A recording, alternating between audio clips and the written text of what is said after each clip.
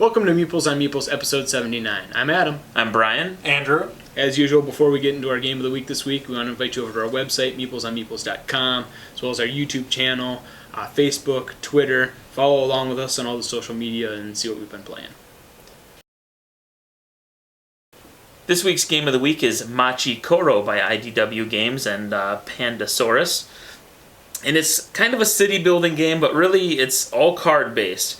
And everyone starts with the same basic layout. You have a train station, a shopping mall, an amusement park, and a radio tower. And the winning condition is the first one to pay the cost, 4, 10, 16, and 22 respectively. To build all four of these wins the game. And when you build them, you know that it goes from the under construction side to the colored side. So that's the ultimate end goal. The way you do this is you start with a wheat field and a bakery. And the way the cards are laid out is there's a number at the top, and that means it activates whenever that number is rolled on the die, or dice. And then there's what happens when it activates written at the bottom. And then you'll see the coin, and that's in order to buy them and add them to your city. So everyone starts with one wheat field and one bakery. And then cards there. And those four cards face down. And then you start with 3 coins, so you have a little bit of money at the beginning. At the beginning of the game, you can only roll 1 die, but eventually when you roll or build the train station for 4, it gives you the ability to roll 1 or 2 dice. You can choose on your turn. So I would roll my 1 die, and I'd roll a 4. Now, I don't have anything that activates on a 4, so I don't collect anything on this turn. So then it moves on to, what do I want to do with the coins? Do I want to buy something? So I can look, what can I afford for 3? You can only buy 1 card, or add 1 thing to your city per turn. So then you do the buy phase. Let's say I'm going to go with the cafe is always a good one. So you spend 2, and then pass the die on, and the next person goes. Now, when one of these triggers, so let's say I rolled a 3, the cafe. Or the bakery. And the bakery. Sometimes multiple cards will trigger. The nice thing is they're color-coded. The blue cards activate on anyone's turn. So you would just have to look at your cards and you always check the blue. On my turn, or even if it's Andrew's roll, I look at my blue. Okay, I don't have a blue 3, I'm okay. The green cards only activate on your own turn. So you only have to look at green cards on your turn, and the red cards activate on other people's turns also. So if you roll a 3, you see my bakery kicks in, and people who have a cafe, that would kick in also. Red happens first, because red means you steal coins from the active player. Yep. So if Andrew had a red cafe, it would say, get 1 coin from the player who rolled the die. Okay, well, I'd give him my 1. I'd have no more to pay if anybody else, because you go clockwise. I pay him any I owe him, any I owe him. Okay, then after that, then the blue and the greens trigger. My green says I get 1 coin from the bank for every bakery I have, so then I would take 1. The reason the red triggers first is so that people may pick you dry right off the bat, but then you still are going to get some money because yours trigger after those. The red give ones. You the option to buy something that so you still can buy something. Yeah. You know, if the green triggered first, I would take that only to have to give it away to everybody else. So they trigger in a certain order, and that's kind of how it works. Eventually, you'll build the train station. Okay, now I can choose roll 1 or 2 dice, But you can the build higher these numbers in any order you choose. Absolutely, yep. When you build the shopping mall, that gives you a special ability that each of your cup and little house or box symbol establishments earn plus 1 coin on top of what they normally say.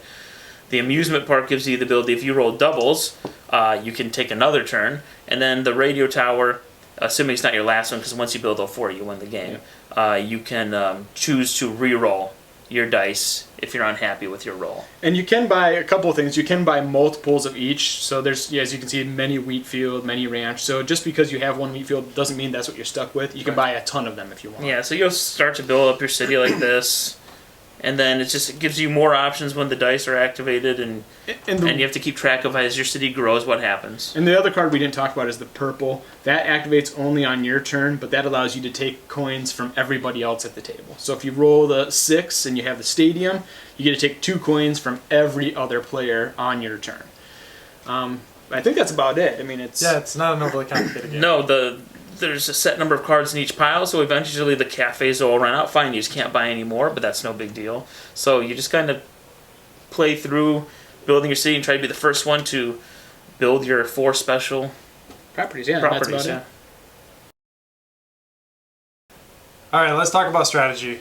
I had very poor strategy when I play this almost every time, but I would say the main thing is to try and find things that will work good for you and hopefully good on your rolls. Yeah, I mean, the idea is diversification is the way I look Yeah, at I'd it. say diversify. That would be my key word. Try to get something that's going to cover every potential die roll, and that's hard because some of them are expensive. Like the mine down here is 6.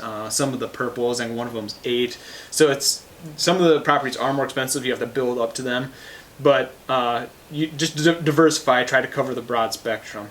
The other thing I would say is, early on in the game, everybody's only rolling 1 die, so you can kind of concentrate yourself kind of in this top row here. 1 through 5s, maybe a 6 if you get enough coins. Build that up early. That way you're collecting those coins as it's happening, because once everybody goes to 2 dice, then these ones up here aren't necessarily going to get you a lot later in the game. I tend to focus strategy-wise on the reds and the blues. The blues because they trigger on anybody's turn, and the reds because they bone your fellow players, and I mean that's what you want to. You want to be draining money from them so they have less options to buy and build their city or their special places. So. But the blues activate on anybody's turn, which is really nice, especially if you get like the mine.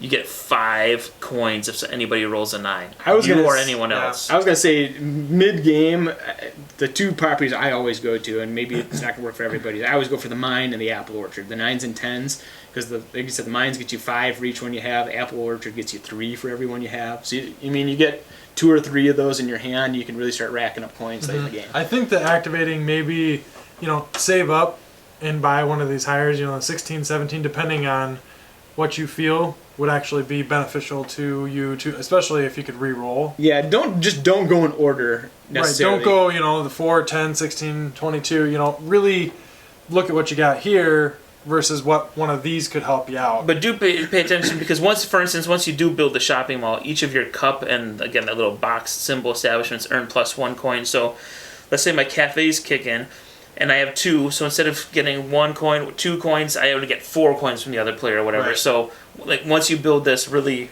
find, like, okay, the number 4 will gain an extra, the number 3 will gain an extra, and it can actually really make your hand more powerful. That's something we didn't really get into, but each one of them has, besides having like the activation number at the top, the coin amount at the bottom, they do have a symbol that applies to them, and certain other cards will give you coins based on how many of that symbol you have. So I think it's the 11, 12 down there, the fruit and vegetable market.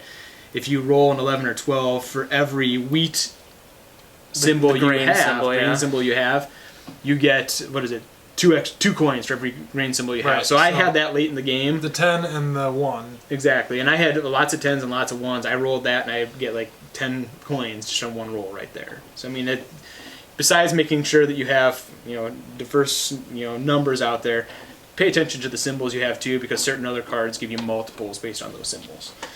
I don't know. I guess another strategy is if you see somebody really building the higher numbers early on, because the way we play, the mines sell out really fast, and the family restaurants sell out fast.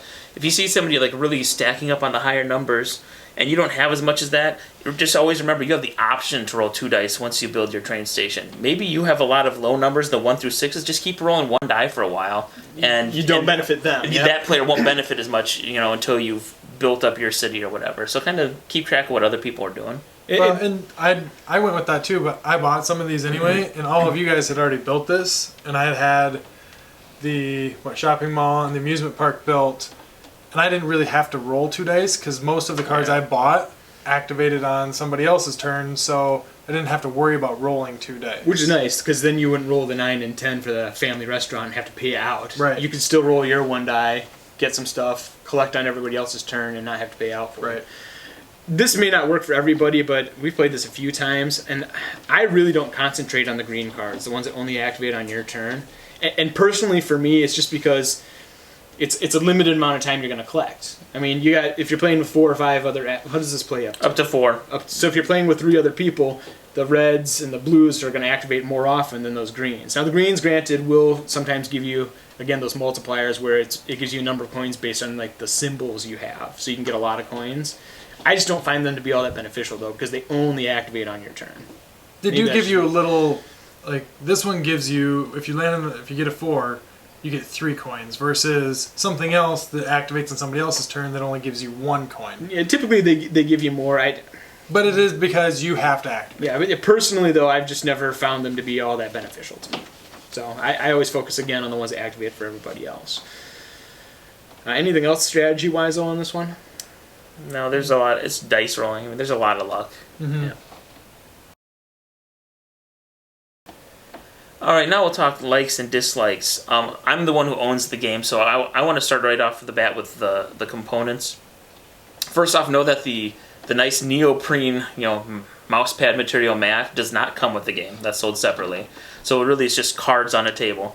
And the card quality, they have never handled the cards outside of the sleeves, is garbage. I mean, I know I always sleeve every card because I'm anal like that, but these were literally nicked up. This guy's sleeves love leather, let's put it that way. These were nicked up and rubbing off like right out of the box, fresh. I mean, it was just really poor quality. And when all you have is 2 dice, some Cardboard. poorly printed coins that aren't even centered, Yeah, I was gonna say. and cards, you can't screw up the card quality. You just shouldn't. There's no excuse. You said I can't speak to the quality of the cards, but you're right. You look on some of these coins, and they're just off center. Like I've had ones where the crown's really close to the edge on the one coin, or you can even see just on these circles. The numbers are all off. Yeah.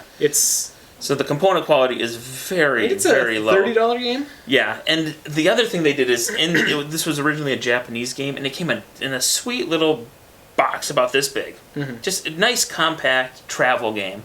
And they brought it to America, and they put this big, stupid plastic tray, which barely holds the cards. Once you sleeve them, it won't hold them, so the tray has to be thrown out right away. But because they made the tray so big, it comes in a box that's just way larger than it needs to be. The bigger the better, America. So it just takes up too much shelf space, and it doesn't make sense. So you'll throw the tray out, you'll need to sleeve them, and you have a big box that's unnecessary. What do you guys think of the art style?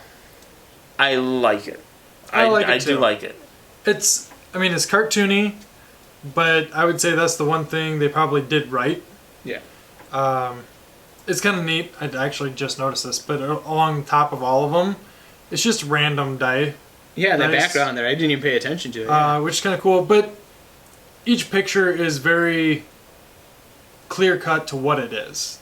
See, It's not a muddy background. It's not. The text is easy to read. The Very symbols easy. are easy to identify. Yes. It's not confusing at all. It's really, the cards are well laid out. It's simple and it's perfect for what the game is. And then I even like, and you don't see it a lot obviously because of the way you play it, but even the back of the cards, like the design on the back, is just kind of a neat. It's like a layout of a city street with some buildings on it. It just looks. It's a stylized kind of cartoony look to it. I really like how they did that. I like the simple play. I've played this with down to 8 years old. My 8-year-old daughter, she enjoys easy. this. Yeah. It's a good family game, so I like that about it. I like that it plays fairly quickly. Pretty much every game is going to be under an hour, even with 4 players. Mm-hmm.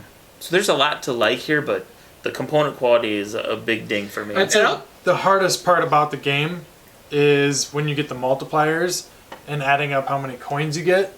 Oh yeah, towards the end. Towards the end, because you're like, okay, 3 here, 2 here, 5 here. Okay.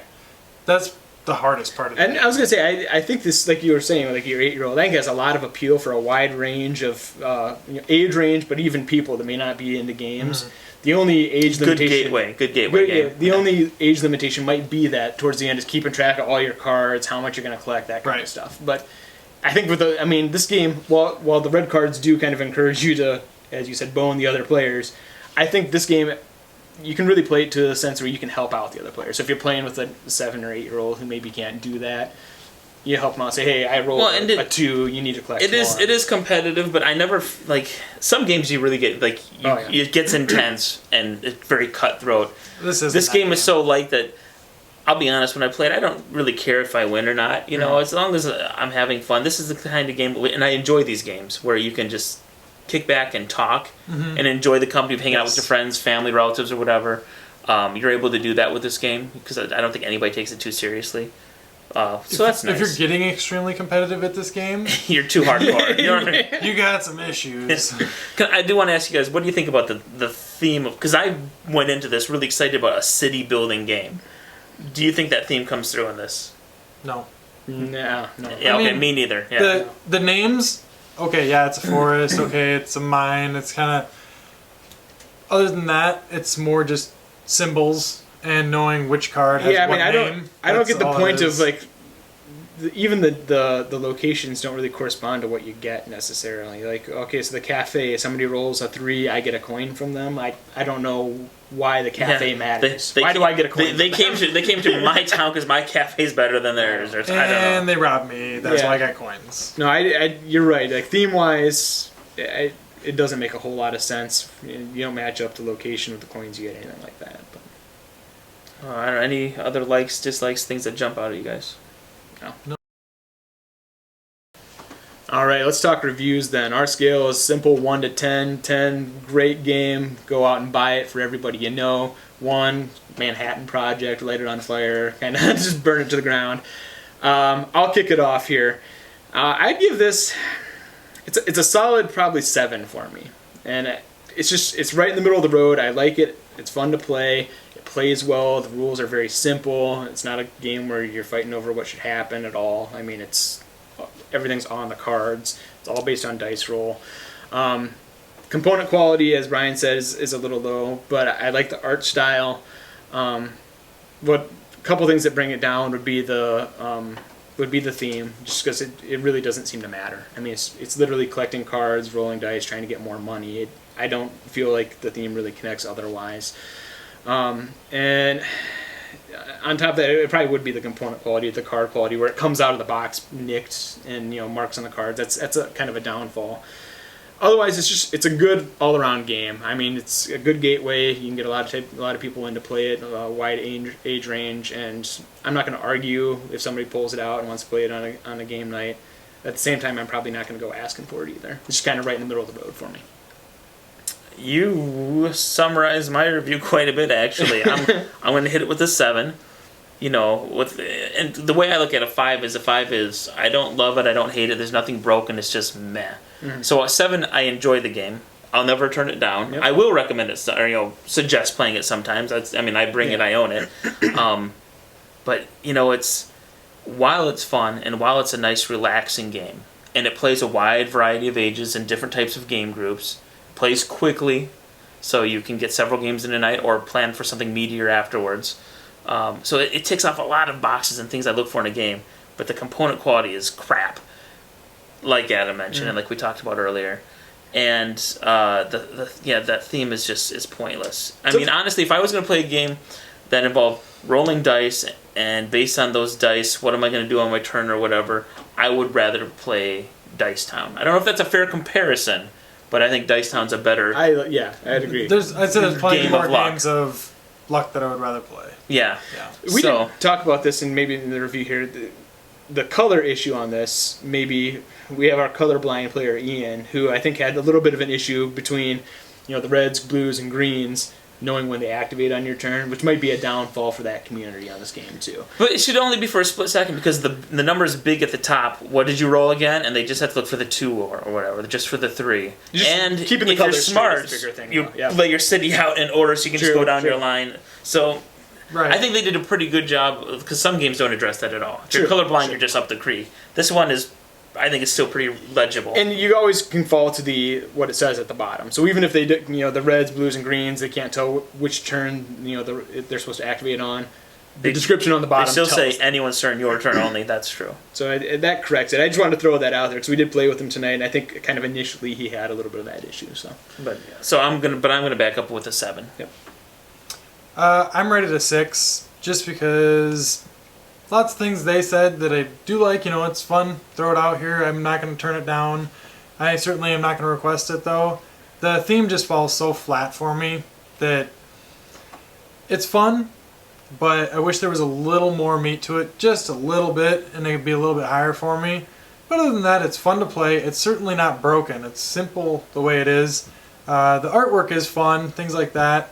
This mat is actually very nice that Brian bought on the side. But, it's actually kind of worth it. It keeps everything organized. Yeah, and I feel like it doesn't slide around as much either, depending on what type of table you're playing on, too. Yeah. But it's a solid 6 for me.